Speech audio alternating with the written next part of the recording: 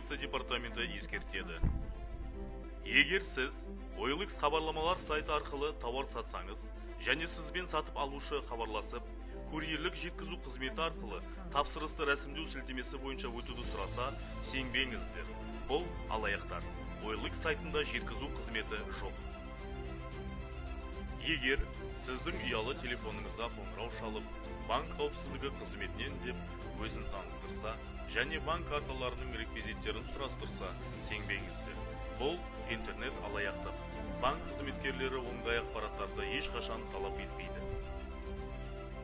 Колеса KZ сайтында және Instagram әлеуметтік желісінде тауарға тапсырыс беру кезінде алдын ала төлем жасамаңыздар. Тауарға бейне шолу жасауды талап етіңіздер. Егерде сатушы басқа қаладан болса, өздеріңіздің туыстарыңыздан немесе таныстарыңыздан тауарды барып тексеруді сұраңыз.